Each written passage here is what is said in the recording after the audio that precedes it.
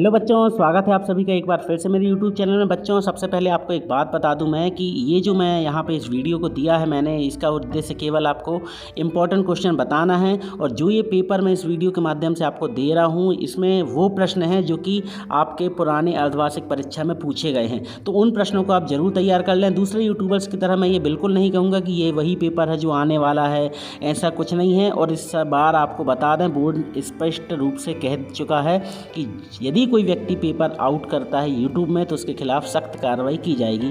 तो अच्छी बात यह है कि आप लोग इन प्रश्नों को तैयार कर लें और आपको ये देख लें कि किस टाइप से क्वेश्चन पूछे गए हैं पिछले एग्जाम में। तो बच्चों स्वागत करता हूं आपका अपने यूट्यूब चैनल में। देख लेते हैं फटाफट। ये देखिए, अर्धवार्षिक परीक्षा 2019-20 का ये पेपर है।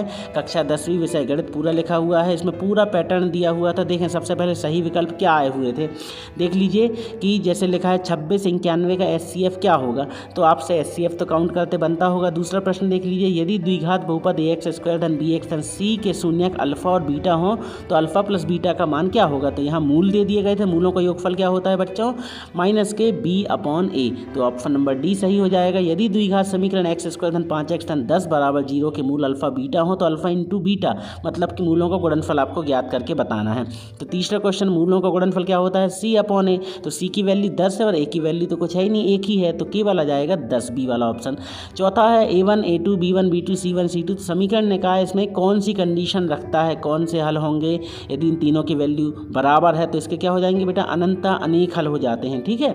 फिर पांचवा है 5 सेंटीमीटर त्रिज्या वाले एक वृत्त के बिंदु P पर स्पर्श रेखा PQ केंद्र से जाने वाली रेखा बिंदु। देखें बच्चों, एक चीज़ बता दूं, यहाँ पे मैं केवल आपके लिए प्रश्न पत्र प्रस्तुत कर रहा हूँ। उत्तर तो मैंने यहाँ जितना थोड़ी बहुत बताने थे बता दिए।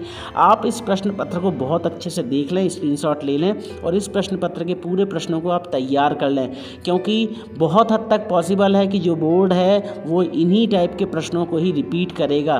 क्योंकि लास्ट ईयर तो उतना हो नहीं पाया था, रिवीजन टेस्ट हुआ था, जैसा कि आपको मालूम होगा कि रिवीजन टेस्ट लिया गया था। तो उसी क्रम में मैं आपको बता दूं कि इस साल जो है ये आप लोगों को इन प्रश्नों को तैयार कर लें, क्योंकि इनके आने के चांसेस बहुत हद तक हैं। इसी टाइप के क्वेश्चन आने वाले हैं। तो अगर आप इन प्रश्नों को देख रहे हो, मैं समझ सकता हूँ कि यहाँ पर मेरे वीडियो में वही बच्चे रुके होंगे जो पढ़ना चाहते हैं, जिनको वास्तव में अपनी खुद की मेहनत पे भरोसा है। तो उनके लिए ये वीडियो मैंने बनाया है कि आप यहाँ से इस पेपर से पैटर्न आप पता लगा लें, किस टाइप के पेपर में पैटर्न में प्रश्न आए हुए हैं। हाँ, एक बात हो सकती है कि इक्का दुक्का कोई ऐसे प्रश्न भी आ गए होंगे जो कि इस साल कोर्स से बाहर हैं। तो बच्चों प्लीज़ थोड़ी सी मेहनत कर लीजिएगा आप लोग और उनको देख लीजिएगा। यहाँ पर मैं पूरे प्रश्न आपके सामने बता रहा हूँ। जैसे ही लिखा है दूसरा प्रश्न, 8000 8500 9000 का अगला पद क्या होगा। देखें 500 का डिफरेंस है, सीधी सी बात, तो 9500 होगा। बहुत अच्छे। उन्नयन कोण, उन्नयन ऊपर मत की दो जो और बनता है, नीचे से जो ऊपर की ओर जाता है वही उन्नयन कोण कहलाता है। उन्नयन कोण की परिभाषा आपको परीक्षा अध्ययन में बहुत अच्छे से मिल जाएगी, उनको आप देख लें। ये सही जोड़ियां मिला लीजिए, ये तो त्रिकोणमिति से आती है। इसमें याद रखिएगा त्रिकोणमिति का जो सेकंड वाला है पोर्शन है इस साल मैथ से, वो हटा दिया गया है। बच्चों आपके पास कोई भी गाइड हो, परीक्षा अध्ययन, परीक्षा बोध, परीक्षा अध्ययन भी अच्छी है, परीक्षा बोध भी अच्छी है, दोनों गाइडों में बहुत अच्छे से समझाया गया है। तो उनकी आप ब्लूप्रिंट को नोट कर लें और उससे आप अपनी तैयारी प्रारंभ कर दें। नकल के भरोसे बिल्कुल ना रहें, क्योंकि इस साल आपको मालूम है MP में नए नए टीचर्स ज्वाइन कराए गए हैं और सरकार की ये मंशा है कि नकल पे पूर्ण प्रतिबंध लगे और बच्चों को नकल ना करने मिले। तो बच्चों प्लीज़ आप लोग अपनी सेल्फ रिस्पेक्ट बना के रखें, नकल ना करें और ईमानदारी से अपना पेपर करें।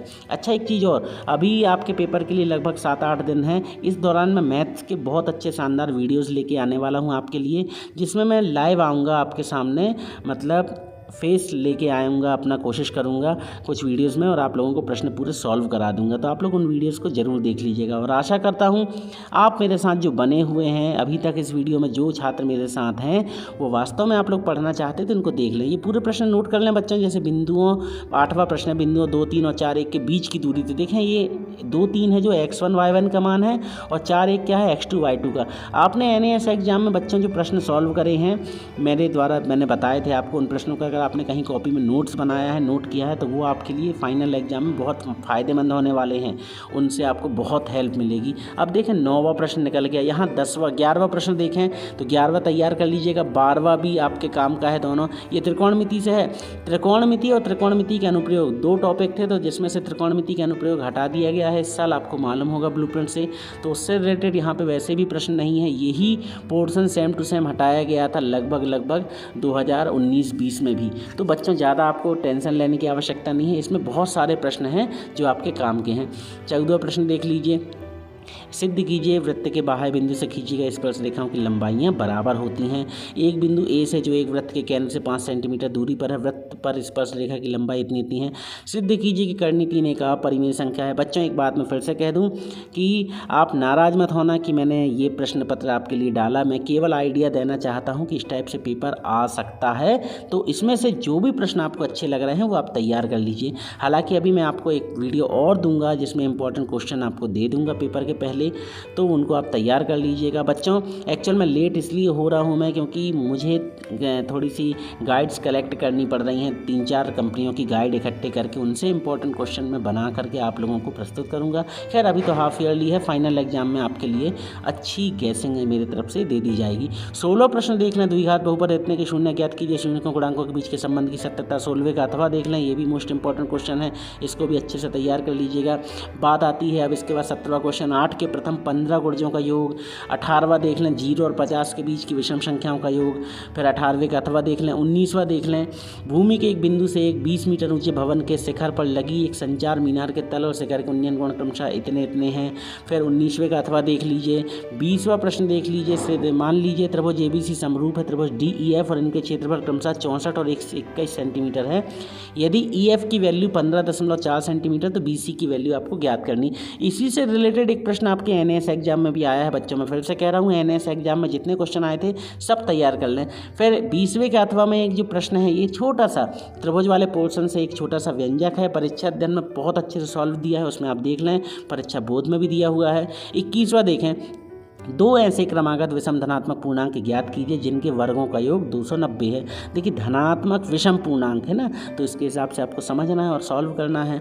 फिर 21वें का अथवा आपके सामने लिखा हुआ है। 22वां देख लीजिए त्रिकोणमिति सर्वसम का, ये जरूर तैयार कर लीजिएगा, अच्छा प्रश्न है। sin square theta plus cos square theta equal to 1, ये त्रिकोणमिति सर्वसम का नॉर्मली सॉल्व करने के लिए आ जाती है, तो इसको आप भूलिएगा मत, छोड़िएगा मत। फिर बात करते हैं 22वें के अथवा वाली। 23वां प्रश्न है एक त्रिभुज ABC के समरूप एक त्रिभुज की रचना कीजिए जिसकी भुजाएं त्रिभुज ABC के संगत भुजाओं की 3/4 हो। बच्चों ये जो पेपर है ये आपके लिए फाइनल एग्जाम के हिसाब से भी मददगार हो सकता है, इसको आप तैयार कर लें। इससे प्रश्नों को मत छोड़िएगा क्योंकि ये MP बोर्ड के द्वारा जारी किए गए हैं, ना कि किसी गाइड के माध्यम से। और ये जो MP बोर्ड जारी करते हैं पेपर, ये पुराने पेपरों के आधार पर ही पेपर बनाया जाता है। अच्छा अब इसमें देखें आज जो 25वां प्रश्न है माध्यक वाला, तो अर्धवार्षिक परीक्षा में आप सोचिए जरा 19-20 में अर्धवार्षिक परीक्षा में ये सांख्यिकी चैप्टर को भी उनने लपेट लिया था। तो बच्चों ये कभी कभी MP बोर्ड वाले पता नहीं कैसी मानसिकता बना लेते हैं और आउट ऑफ सिलेबस क्वेश्चन भी बच्चों को दे दिए जाते हैं। और दुख की बात ये है, हमारे लिए टेंशन की बात, कि हमारे स्कूल के टीचर्स इनको करेक्शन नहीं करा सकते कि इनको चेंज कराएं। बहुत अधिक स्कूलों में ये प्रश्न पत्र पूरा ही सॉल्व करना पड़ता है। तो इस टाइप के क्वेश्चन भी आप लोग देख लीजिएगा। ये पूरे के पूरे प्रश्न यहाँ पे चल रहे हैं। आशा करता हूँ मैंने जो आपको बताया समझाया इतनी देर में कुछ आपके दिमाग में गया होगा। मैं फिर से बोल दूँ आखिरी बार, ये वीडियो देने का मतलब मेरा मकसद केवल एक ही है कि आप इस पेपर के माध्यम से एक पैटर्न को देख लें कि किस टाइप के पेपर लोगों बच्चों को माध्यमिक शिक्षा मंडल के द्वारा दिए जाते हैं। देखिए हो सकता है आपके पास ना हो इस टाइप का पेपर, क्योंकि वैसे भी कोरोना काल में बहुत अस्त व्यस्त हो गए हैं हर कोई व्यक्ति, हर लोगों के पास सामान गायब हो गया है या पेपर मिस हो गए हैं, इसलिए मैंने आपको ये पेपर दे दिया। आशा करता हूँ आपको मेरे द्वारा ये जो पेपर बताया गया पसंद आया होगा। अगर पसंद आए तो वीडियो को लाइक करके चैनल को सब्सक्राइब जरूर कर लें, क्योंकि हम अभी जुड़े हैं आपके साथ और आपके पेपर की मदद मिल जाएगी। तो मिलते हैं बहुत जल्द एक अच्छे से वीडियो के साथ, तब तक के लिए पढ़ते रहिए, बढ़ते रहिए। Good bye.